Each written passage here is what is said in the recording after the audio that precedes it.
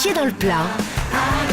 Cyril Hanouna. Je ne sais pas si vous le savez, mais Barack ne se déplace jamais sans The Beast. C'est quoi ce Beast ? C'est sa limousine blindée. La bête, non, il n'a pas une bête sur lui. Donc c'est sa limousine blindée. On ne sait pas. D'ailleurs, laquelle de ces options ne trouve-t-on pas dans cette voiture unique au monde ? Est-ce qu'il n'y a pas de WC chimique de secours ? Est-ce qu'il n'y a pas des vitres de Boeing anti-missiles ? Ou est-ce qu'il n'y a pas des poches de sang prêtes à transfuser ? Ce qui veut dire qu'il y a deux options sûres dans cette limousine. À votre avis ? Donc il y a dans cette limousine soit des poches, enfin il y en a deux qui sont bonnes les et poches une de mauvaise. sang, les vitres de Boeing. Les vitres blindées, c'est sûr. Enfin, je ne sais pas si ce sont celles-là, mais en tout cas, c'est sûr, c'est des vitres blindées. À mon avis, moi je pencherais pour le sang à cause de la conservation du sang. Les poches de sang, difficulté. il y en a forcément quand le président se déplace, et c'est vrai aussi pour d'autres présidents. Mais pas forcément dans cette voiture, mais en tout cas il y en a. Les WC chimiques, j'y crois pas trop, moi. Ah oui, parce que s'il est pressé, de toute façon, ça n'a pas d'importance. Hein.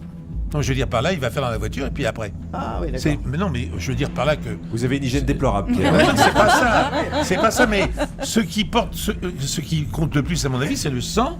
Et donc vous dites quoi ? L'intimité aussi, c'est important. Est-ce qu'on suit notre invité ? On suit Patrice Duhamel qui pense au WC chimique. Allez, je vais vous dire, il y a bien sûr des vitres de Boeing anti-missiles sur cette limousine, ce qui rend le président hermétique aux attaques d'explosifs et à l'arme chimique. Elle mesure 12,7 cm d'épaisseur quand même. Ça veut dire que pour baisser la vitre, tu vas au treuil. On ne la baisse pas. On ne la baisse jamais. Les sièges cachent des poches de sang compatibles avec celui du président et il n'y a pas de WC chimique de secours. Bonne réponse de Patrice Duhamel et de son équipe. C'est logique, c'est normal.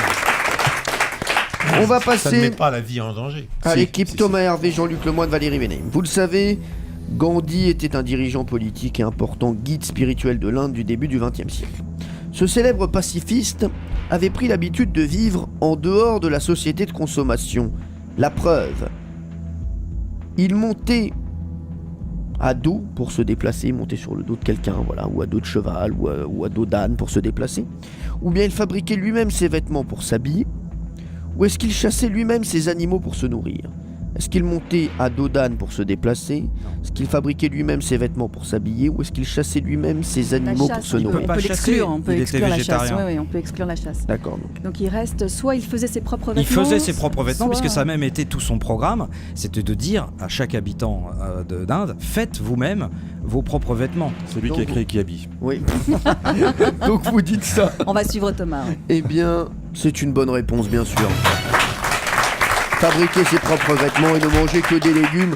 Donc bien sûr, il ne chassait pas lui-même ses animaux, c'était impossible, vous l'avez vu tout de suite. Voici la deuxième question pour Pierre Bellemare, Patrice Duhamel et bien sûr Diane Ducret. Nous partons chez nos amis allemands pour retrouver une chancelière charismatique, Angela Merkel, bien sûr. En 2009, son image a été utilisée dans une grande campagne de publicité nationale. Mais pour quel produit ? Des sous-vêtements sexy ? De la bière ? Ou des bretzels. Et elle l'a autorisé ? Je peux pas le dire, ça. Parce que normalement c'est interdit. Ouais. Si c'est une marque commerciale qui n'est pas d'intérêt général, c'est interdit. Votre question est bonne. Ah mais c'est bon, c'est plus ton patron, t'es pas obligé. Hein. Oui, c'est vrai. Non mais votre question est bonne, Patrice. Je vous le dis. Moi, donc les trois options, c'est la bière... Sous-vêtements sexy, bière ou bretzel. Sous-vêtements, à mon sens, ça aurait été interdit. La bière, si c'est une marque de bière allemande, du coup, cela encourage la productivité nationale. Moi, je dirais la bière. Merci Jean-Luc Mélenchon. Merci. Arnaud Montebourg, oui, c'est vrai. Arnaud Montebourg, oui, c'est vrai. Oui, Pierre. Oui, alors, moi, je suis assez pour la bière aussi. Oui, la bière ? Oui. Eh bien, sachez que le corps de la chancelière était en culotte. Oui. Mais en soutien-gorge. Il a été affiché pendant une semaine sur des immenses panneaux d'affichage elle l'a pas fait interdire. allant jusqu'à 100 mètres carrés. Mais comme il s'agissait d'une caricature et non pas d'une photo originale, La chancelière n'a pas porté plainte et n'a pas pu faire interdire cela. C'est une caricature. Ah, mais c'était pas elle, c'était une caricature. Vous nous avez dupé, oui, vous nous avez dupé. La question est malhonnête. Non, on voit les images et c'est vrai qu'on la reconnaît bien. Hein. Justement, la question n'était pas du tout malhonnête puisque j'ai dit en 2009, son image a été utilisée. Son image. Chaque détail compte. Pierre Bellemare qui dit vous nous avez dupé alors qu'il nous fait des vrais faux depuis le début de l'année. Oui, c'est vrai. Oh, ça va là-bas. Hein. Allez, voici votre question. Vous pouvez gagner sur cette question. On va parler encore une fois de Winston Churchill. Voici la question. Pourquoi les habitants de Churchill, qui est une ville au nord du Canada, Ça commence bien, allez, va. ont-ils obligation de laisser les portes de leur maison ouvertes? Donc on ne va pas parler de Winston Churchill, mais de cette ville au nord du Canada. Ils ont l'obligation de laisser les portes de leur maison ouvertes. Pourquoi? Pour éviter le bruit des sonnettes qui dérangent une espèce d'oie protégée, pour permettre aux gens de trouver un refuge en cas d'attaque d'ours, ou pour dissuader les femmes de tromper leur mari. Quel rapport? Je ne sais pas, quand vous laissez la porte ouverte, vous vous dites c'est déjà ouvert. Au contraire, c'est open bar. Ouais, c'est ça. Moi je crois aux oiseaux. Ouais. Moi je crois aux oies parce que je pense qu'il faut faire attention aux oies et aux sonnettes. Ouais. Allez, moi je vais suivre mes camarades. Sachez qu'il s'agit d'une mesure de sécurité pour permettre aux autres habitants de trouver refuge en cas de rencontre impromptue avec un ours polaire.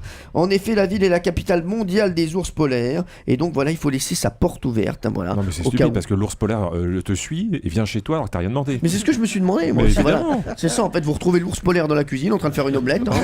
Ça va bien, mais c'est bon, voilà. T'as pas du miel? Voici la question pour vous départager. C'est une question... Tout le monde répond là. Tout le monde répond. D'accord. C'est une question chiffrée. C'est une question sur un ancien président français.